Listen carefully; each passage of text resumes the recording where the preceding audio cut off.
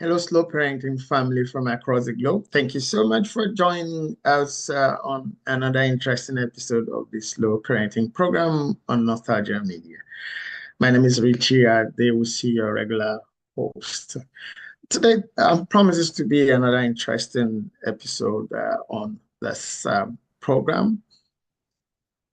Today we are in the spirit for the outdoors. Spring is in the air. Okay, yeah, we're inching gradually into that period where everyone wants to be outdoors, okay? Warmer weather. But then, depending on what part of the world you are listening or watching from, um, there are portions of the world where it is fun to be outdoors all around the year, especially for children. We've spent a lot of time on this program in previous episodes talking about the need to separate, or rather get children to spend lesser time with devices. What better ways to do that but to put them in an environment where they won't even remember what devices are? Outdoors. To get us, really warmed up for that, I want to ask you a question because I have my own personal stories to tell about that. When was the first time you saw sand? Yeah, sand. Not at the beaches, regular environment. When was the first time? Okay, you. Okay, I can't remember. All right, fine. When was the first time your children had contact with sand, not the dust in your living room? Okay, no. I mean, real sand. If you do remember such occasions, what happened with the child or the children and the sand? What happened? Leave your leave your responses in the comment section. Okay. If it's you, what happened the first time you came in contact with sand? Well, if you were born with sand around you and all of that, we won't understand what we are talking about, the rest of us. Okay. But then if it was not you, it was your kids, and the first time they had the opportunity to be on sand, with sand, natural sand in natural environment, leave your comment in the chat section. Okay, leave your comment. What was it like? How did the children behave? How did you respond or behave yourself? Okay. Now, if you have gone ahead, or you're laughing, okay, oh, what's he talking about? What's the big deal about that? Well, to you or with you, if you grew up in an environment where, well, when you wake up, as you step out the door, you see sun. With a bunch of kids out there, then even now, much more now, more we're talking particularly now, don't know what sand looks like. I was part of that category, and I'm a grandfather now, right? So I'm going to take you through what my first time experience with sand was in a regular natural environment. I think I shared on this program too my first encounter with moths, butterflies, those big ones. It's the same thing. You see, nature has for all of us, surprises, beauties, canvases on which to paint our curiosity. Creatures, shapes, plants, landscapes, environments to oil, wet our curiosity as children, and even in most cases as adults. There are places you would have, okay, don't worry, I will come to those comments. We're having comments about how people felt the first time they were on sand or their children got to sand. I got those. You know, even as adult, there are places you would have been seeing on, you know, videos, postcards, magazines, newspapers. I'm like, wow, one day I would like to go to this place. For children, that's eternally or exclusively everywhere, especially if we have children who have grown up within the concrete jungles that are called cities. And then they live in cocooned environments of air-conditioned apartments or buildings or houses. And then from there, they get hardened, or well, not hardened, they got at least led into school buses, family cars are driven to school, and there it's in the class. From class, they are managed and then managed back. You come back, you pick them up, get them back into the family car or the school bus. They are managed back home, drop. The synthetic living continues, and you are wondering why your children are behaving funny. And you're wondering why they don't have time for anything else but devices. They don't have alternative. You've not provided them with any. Nature, that park right beside your apartment block, right beside your building, right there in your neighborhood, that bush track in the village, those are all intriguing, interesting, explorative spaces for your children to burn their excess energies on, hone their creative energies around, creative abilities, show you what they can do, get acquainted with nature and natural objects. So let's get to it. Nature and your kids. Okay, so first I started by asking questions. What was your? I'm coming back to what was mine. Now it was a response. So I'm going to. It says my child thought sand was a special kind of play-doh. They tried to mold it into all sorts of things. Oh, your children were very disciplined. Wait, I'm coming. Your children were really very. In short, they had some very disciplined relationship with the sand, and not somebody like me or even my younger cousins, nieces, nephews, or even my grandchildren. So I'm coming, I'm coming to that. Okay. Another community member says warm, squishy, and endless possibilities. Sand felt like magic to me. Wow. Okay. Another person says, when my daughter felt sand for the first time, we built a small sand castle. And my little one declared, I made a mountain. So adorable. I'll never forget that day. Yes. All three responses so far haven't, even they've not talked or hit on the magical one. You know what the magical one is?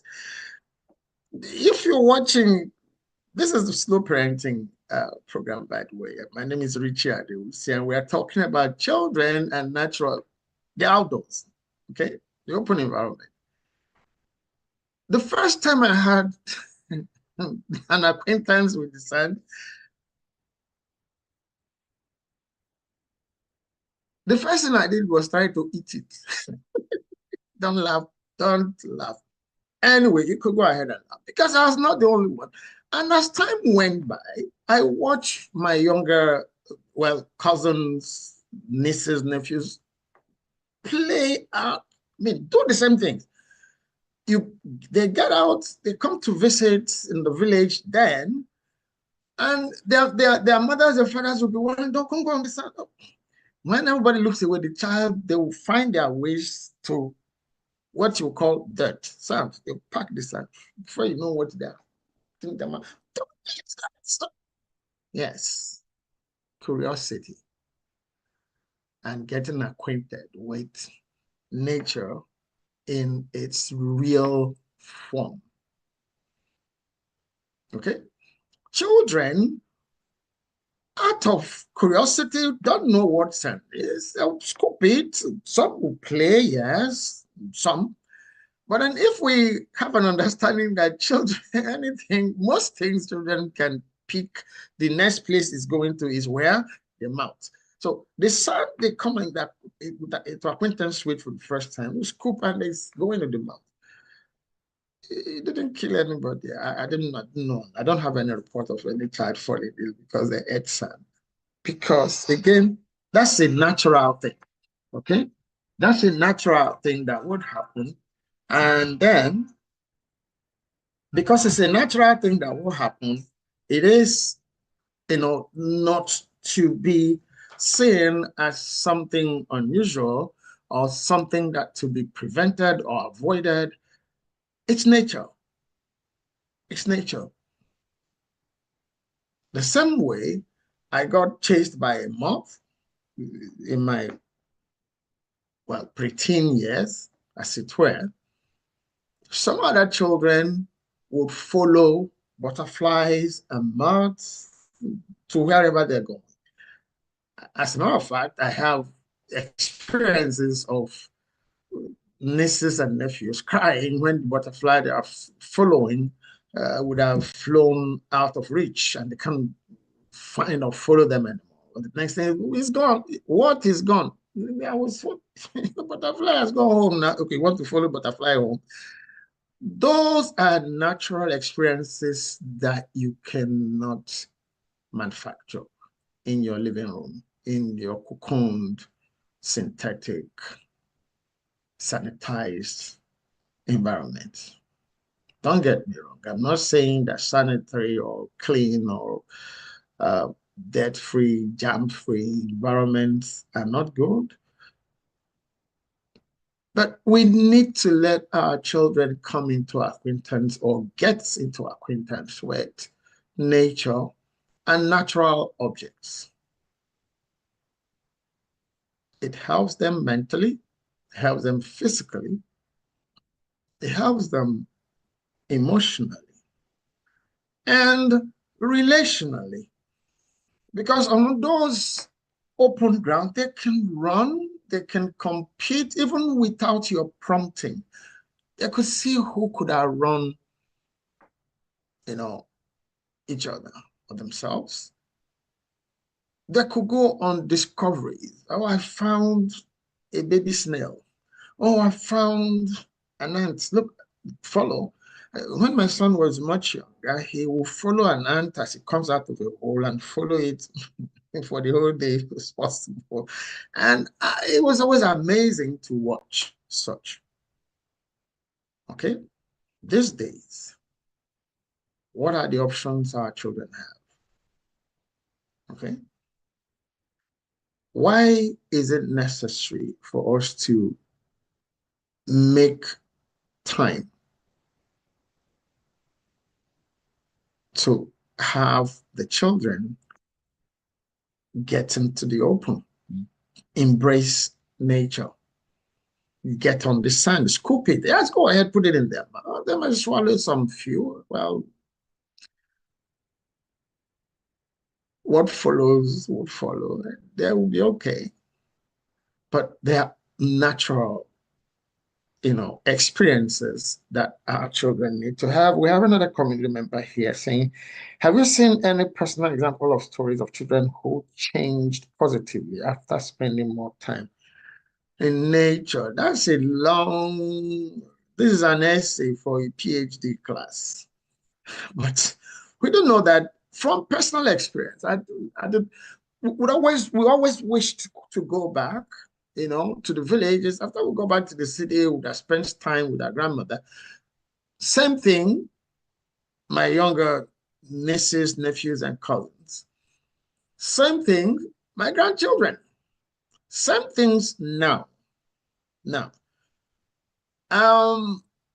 where I am streaming from, there's a beautiful park just right in front of this building where I am.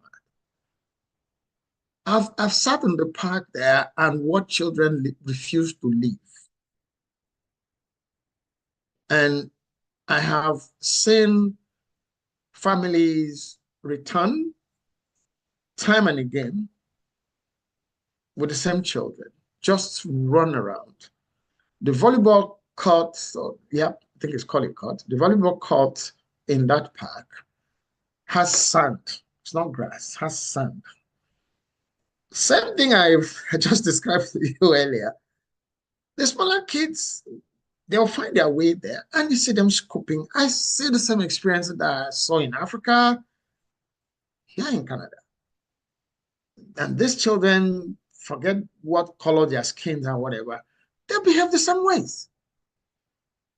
So to be able to maybe give a response that might satisfy this community member, then we need to do a study. We need to follow specific children over a long period of time to find out the effect of course, if you are, I mean, you've asked already, my guess it will be that going by how I felt, that you want to go back means there are some positive things you got from being out there in the open in natural environments. Okay.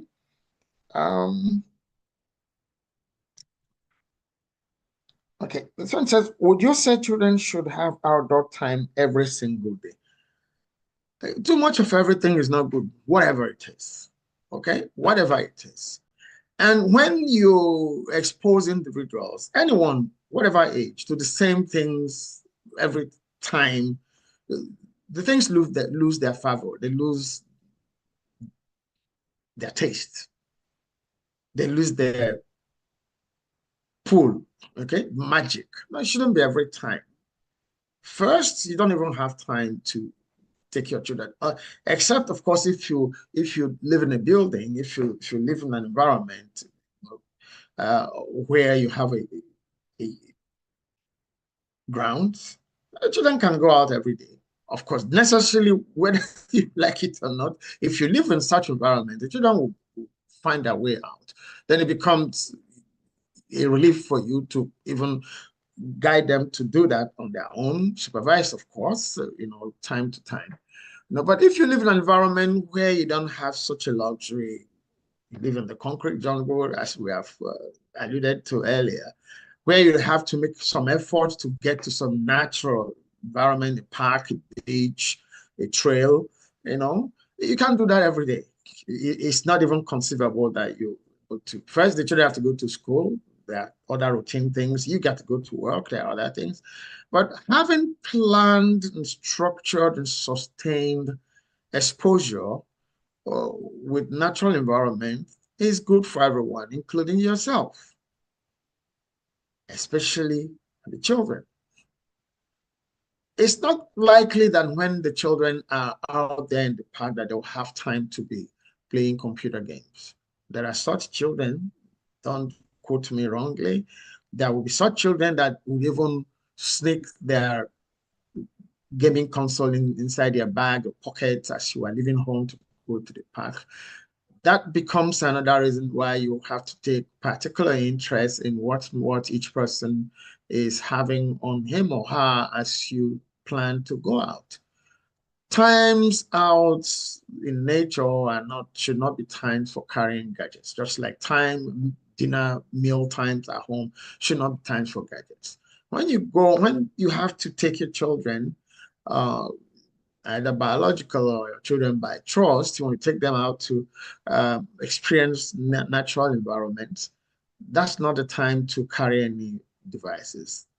Maybe including yourself, except while you say, okay, you're having your phone maybe because of GPS and all of that, depending on where you are going to. But then every other person, at least somebody would have a device. Well, yes, that could be an excuse, or you might need to call an emergency or whatever. You have a phone with you. But the children, there's no reason for them to carry devices along with them. Another community member here says, what's your take on outdoor education or forest schools? Forest school, what brought about the forest school, first of all? There are environments where forest schools will be a whole lot more expensive to run than, well, skyscraper school.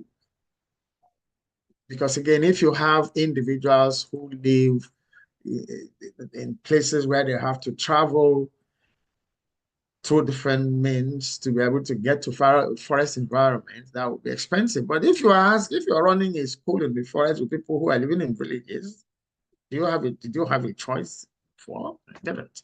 So we need to understand, uh, this issue with the um, forest schools. For instance, I will tell you a story. During the Civil War in Nigeria, okay, there were no formal schools because of incessant air raids, air raids, meaning bombings, you know. And every morning, we, the children then, will be, all of us will be gathered, our parents will prepare meals, and we'll be taken to the forest. That's where we'll be for the rest of the day till nightfall before we'll come back home again. So within those environments, of course, there are the elderly ones, the educated ones who worked at, volunteering and started some kind of school within the. So certain things evolve and such things evolve organically. Okay. And then if in rural communities schools are started in the forest, they would also have a reason for which that would happen. People would not go. If it is to study nature and periodically classes are conducted within certain environments, that's a need. That's a need. That's experimentation. That is research. Okay. So I have painted all of those scenarios because I needed to have a better understanding. Is what's your take on outdoor education? Outdoor education happen should field trips.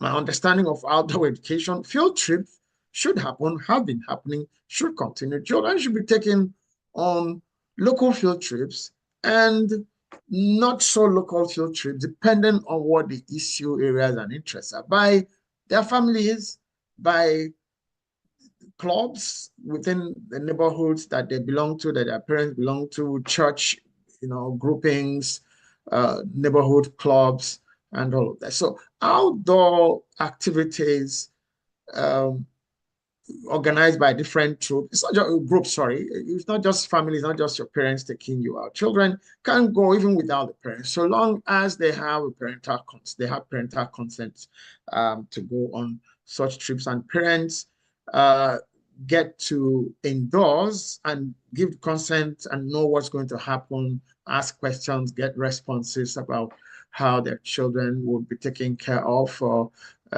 safety concerns and all of that. It should go. It should be encouraged, okay?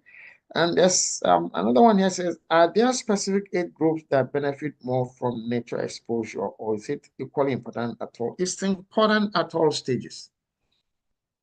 Even adults. If you've wished, I think I started on that as we started on the program, but then other things took over, as it were.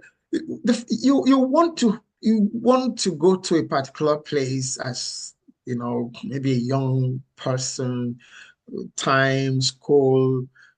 Sometimes resources make it impossible or difficult for you to go to those places we your dream at particular times, as you progress in life. But when eventually you're able to be in some of those environments, no matter the age, it will always be like, wow. Sometimes it's like a dream. Sometimes it's like it's not real. I remember the first time I was on the grounds of the Taj Mahal. I was like, wow.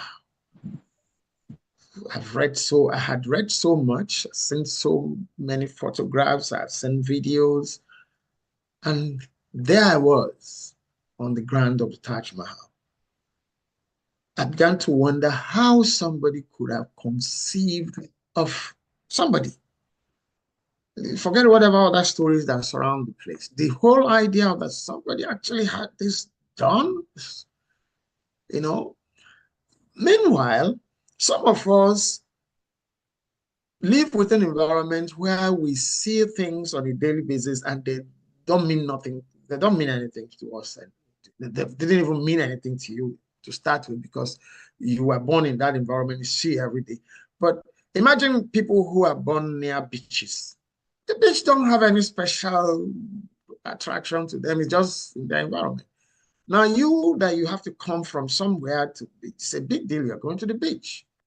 Okay, so the question of are there specific age groups and specific that benefit more from nature? Everybody benefits from, if there are people who don't like, as people grow old, people begin to have preferences. But for children, well, not all children will like all environments. You have to find out. Generally, children like water. Okay, so because children like water, and when you take your children to beach environment or live or moving water, even swimming pools, you need to supervise them. You need to be sure that they have all the attention that they need, so harm does not come to them, or they don't go to harm, in such environments. Some children don't like crawling things, flying things. Like myself, I was not ashamed the day I told you the story of myself and the moth that I felt was chasing me at age 12, or was it 11 or 10, 11, 12 then? Okay. So all of us don't like the same things. You will see children who will see a snake. Oh, wow, it looks so nice. Come back here. Well, the child wants to go, and some people say, oh, snake don't do anything to children. I don't want to find out. And as a parent, I wouldn't encourage you to find out if snakes can do things to children. They say, oh, children have such a spirit that snakes wouldn't strike them. Please don't try it. Okay, just let the snake go its way. Let your children go their way. They are better, even if they like snakes, let them like them in videos and pictures, not real life, please. Okay, and yeah, so it's important that we also know, there's no one size fits all about how our children will react in all natural environments. Some children have fear for water. Okay. As exciting as the sand story that I started with on this episode, some children don't like sand. Okay. Some children don't like sand. Some don't like water. Some children don't like the bush trail. They are afraid that something, because there's so much cartoon they watch and some things, so feel that something is going to come out of the bush track and swallow them. So they are holding on to you as if it's the end of the world. So you have to note such reactions in your children and be able to know what each child would prefer, would like, and what each child would not like. So you are not forcing them to do things that they don't feel comfortable doing. It still all comes down to knowing your children.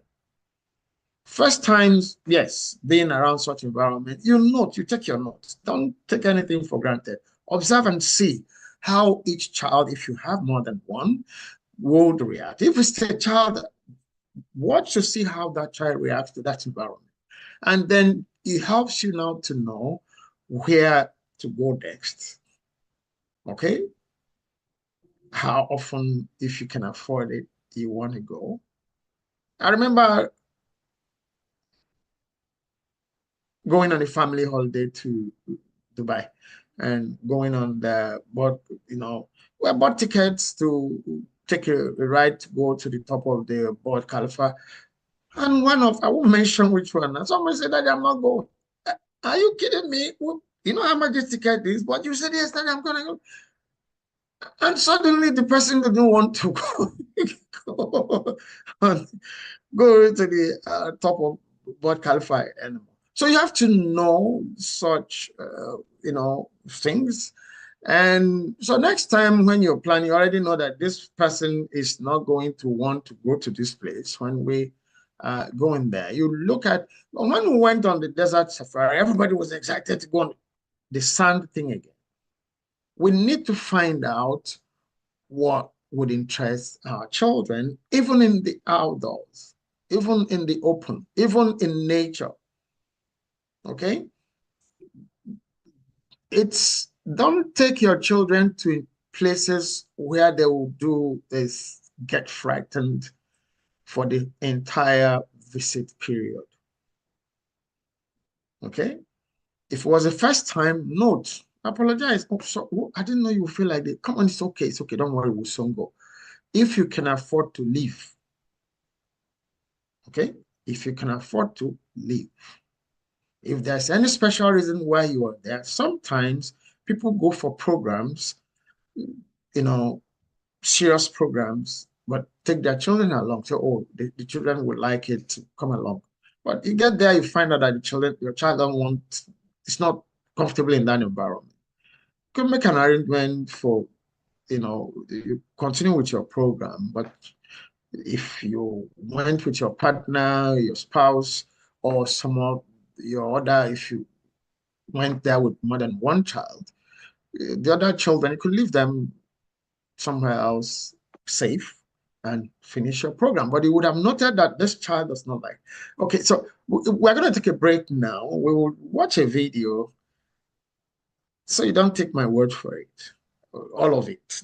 You take my words, but no, but confirm to see what are some of those benefits and why should we get the children to embrace the outdoors, nature. Don't go away. When I get outdoors into nature, the troublemaker becomes the leader, not just well-behaved, the leader. I hear that over and over again. It raises a question. What are we doing to these kids by keeping them in the classroom all the time, in that cubicle, at that chair, taking test after test after test, canceling recess, canceling field trips, all with this theory we're going to make a better child if we do that to them. But what proportion of the huge increase in the number of kids that are taking stimulants for their behavior might have something to do with the fact that we took nature away from kids in the first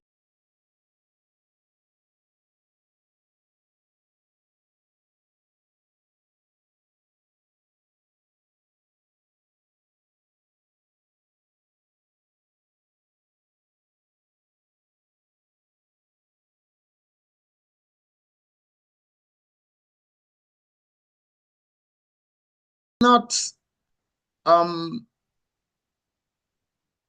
it's not healthy. Okay, this is not a case of if we can afford it. The job we're doing, back to back, back to back, back to back. There are some things we spend money on that are caused by some other things we are not letting happen. Okay, exposing your children to the outdoors has a whole lot of beneficial effects for them all around. All right. While we were watching that video, someone said here, a community member sent in, they said, how can I overcome my own fears or anxieties about letting my child explore nature?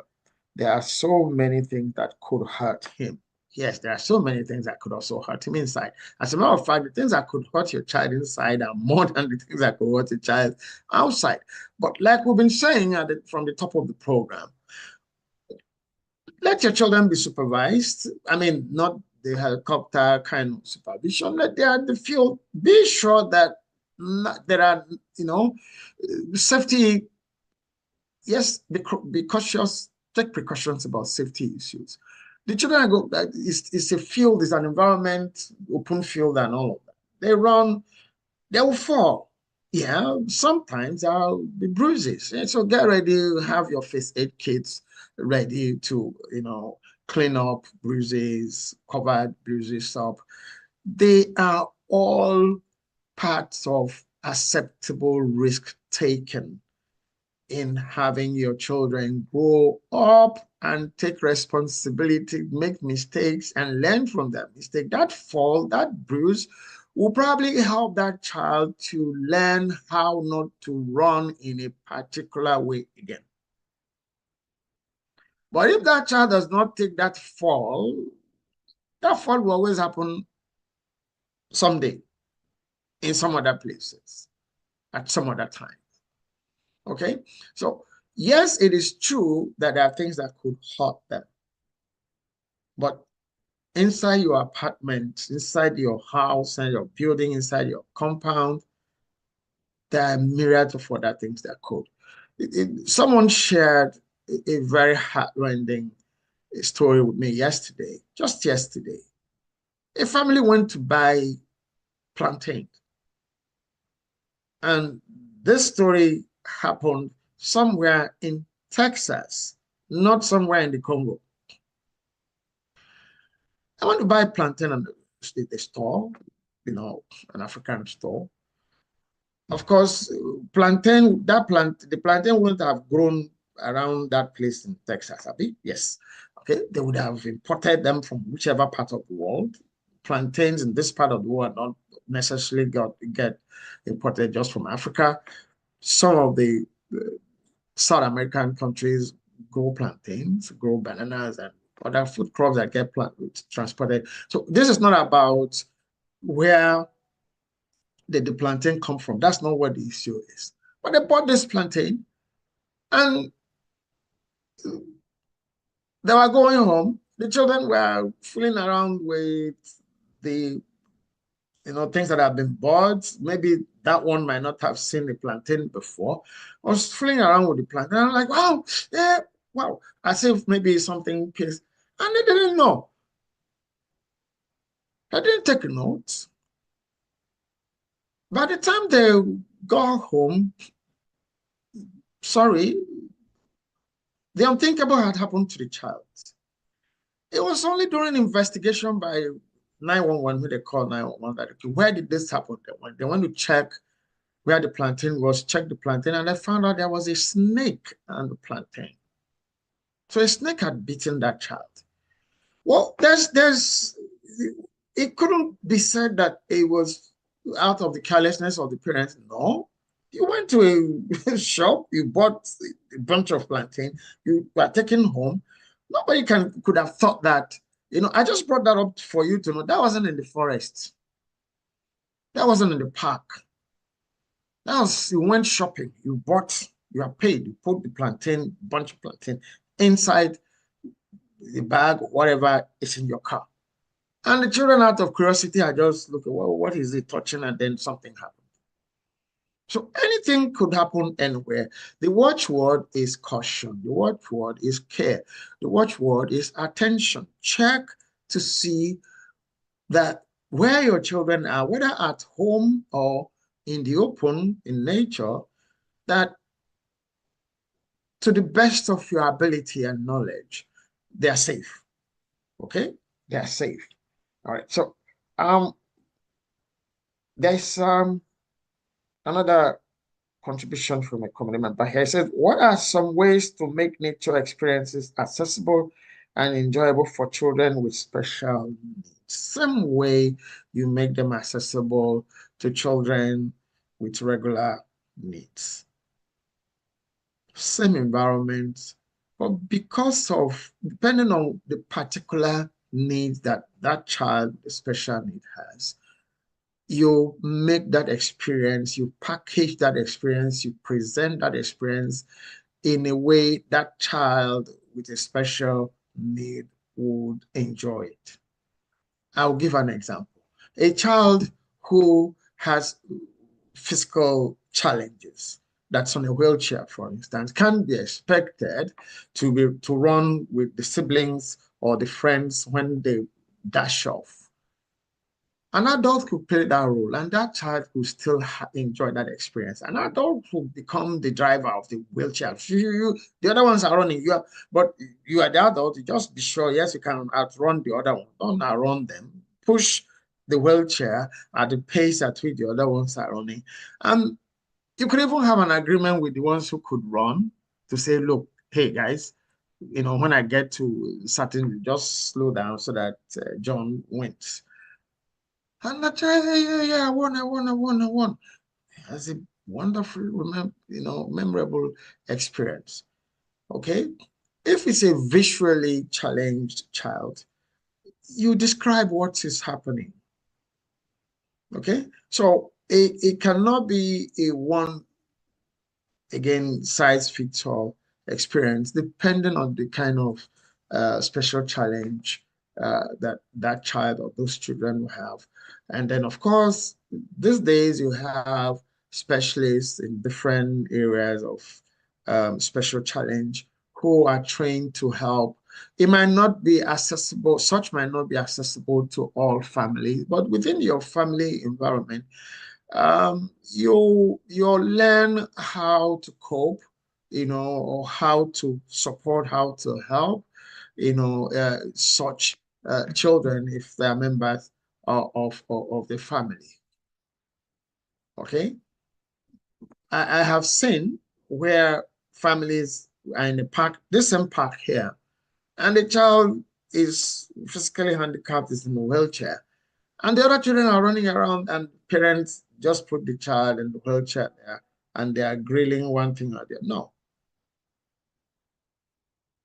I hate to say this here, but on one occasion like that, I took a risk because it was a risk. I took a risk and walked up to the child, held the wheelchair and pushed, and parents were looking at me, what is he doing?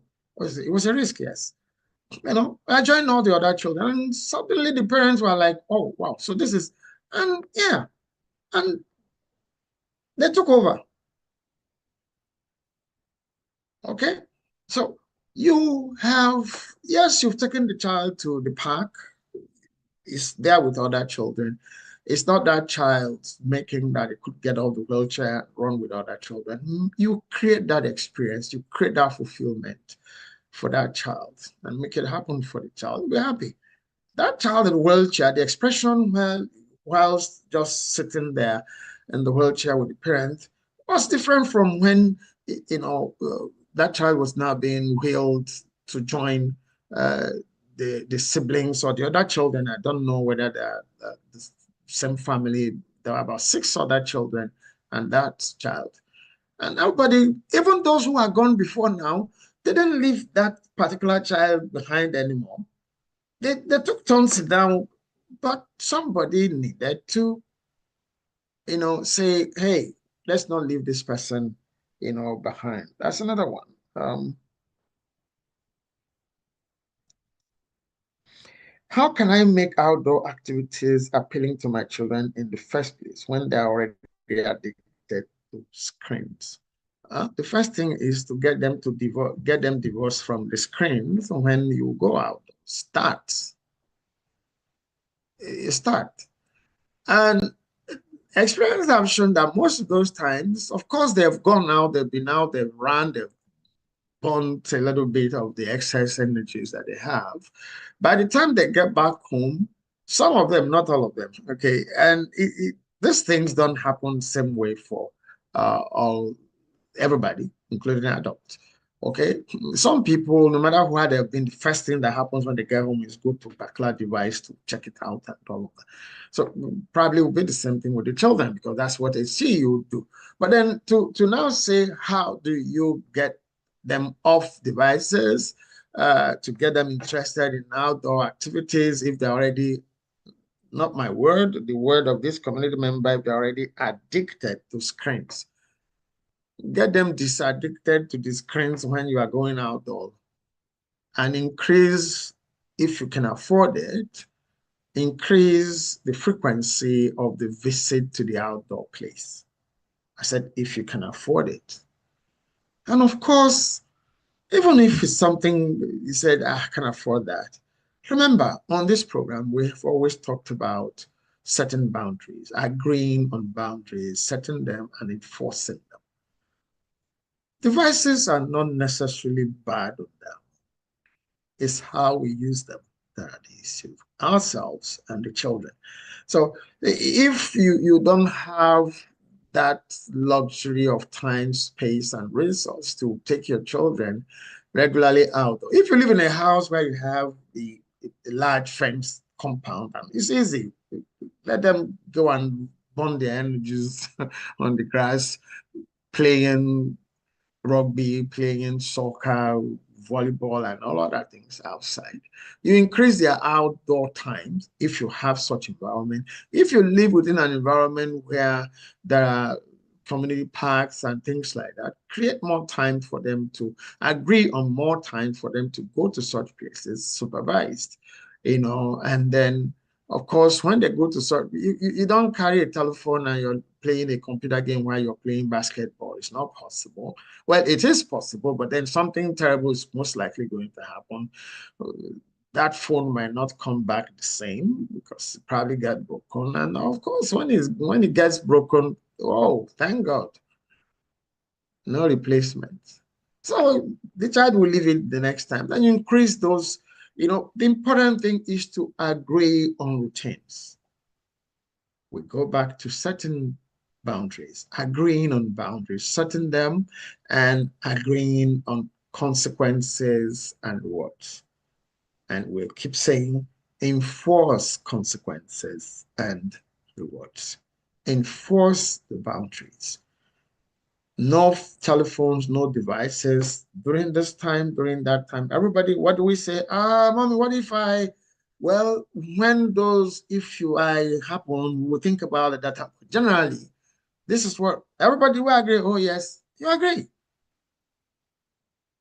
Listen, write them down. Don't make them, don't don't make them verbal.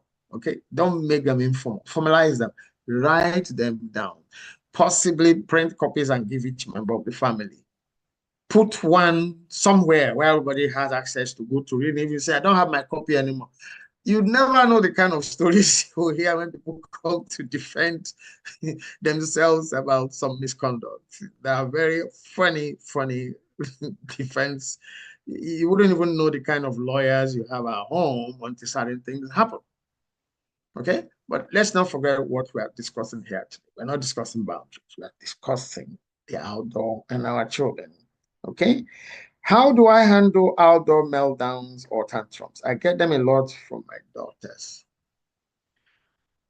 They want to stay more or they want to get back in. So we need to understand what these tantrums are. They want to stay more, negotiate.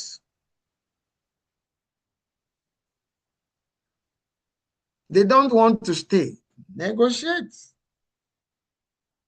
No matter their ages. Don't say, well, we're here, whether you like it or not, you're going to be here till we're ready to go. You could say that, fine, it will work for a while. After a while, it will not work. After all, I'm 18 now, I'm no longer a child, so I don't have to be here with you. You can get angry, depending on what part of the world you live in and where that grammar is happening at, you might have nothing, might not be able to do anything about it. So get used to, having two-way negotiations, conversations, agreements with your children. It doesn't diminish you in any way. It empowers them, okay?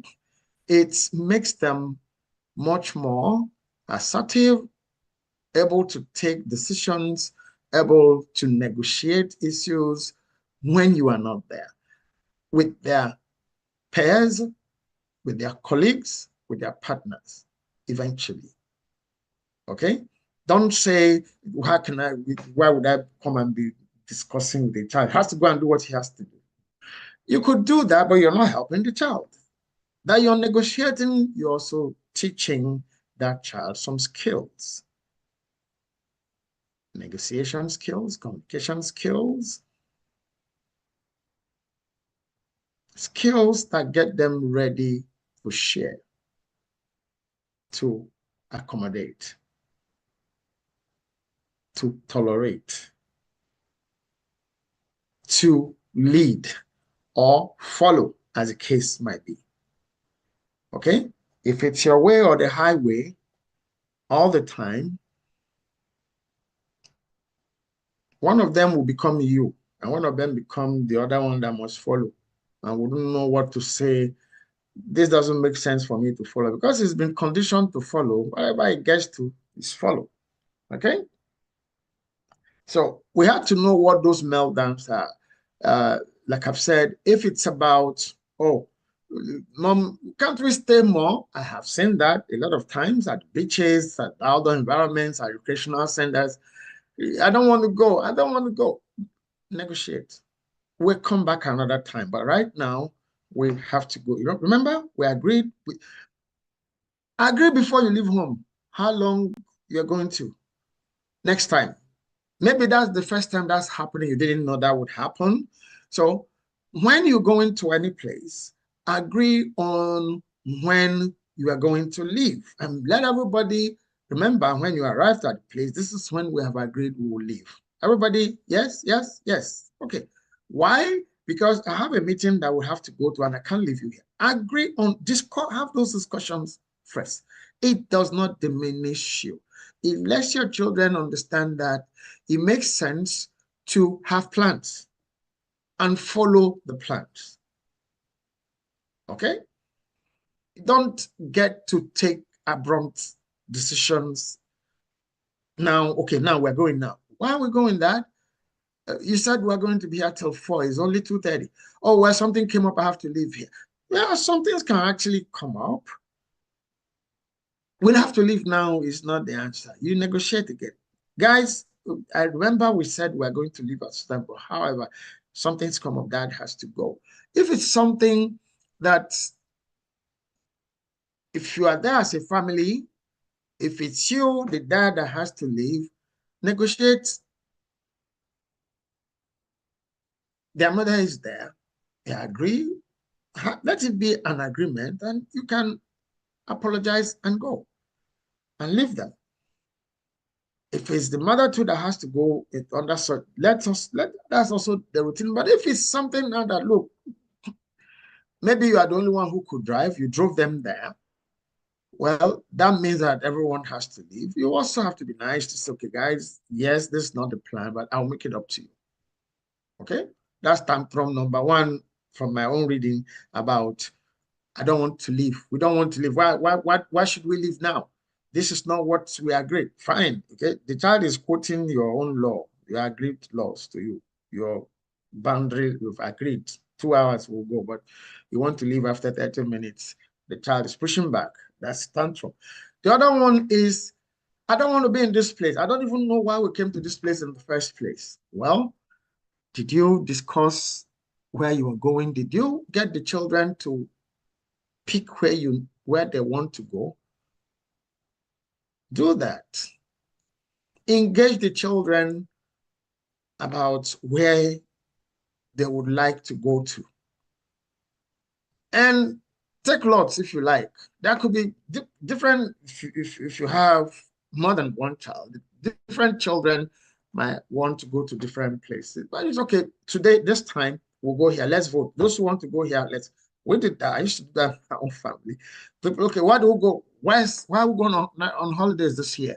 Somebody will say that. Somebody will say that's okay. Well, we're going to vote. Not me. I'm not voting, but you guys can. Of course, you know what they say, majority, right? They'll vote and we agree and then begin to make the holiday plans. Okay? So the boundary setting, the agreement thing, you're not just doing it to get things done now. You're also doing those to help them learn that planning makes sense, agreements make sense. Communication is key to building any type of relationship. Okay? I think we have one more here, and this is probably going to be the last one we will take for today. Can nature help strengthen sibling or pair relationship too, or is the benefit mostly individual? It's not mostly individual. When you have your children who sit in their different corners of your apartment block or your home on their different devices indoors, and you now have to take them outdoors where there's an open field, they would have to relate with themselves, run races, play a ball game of one type or the other.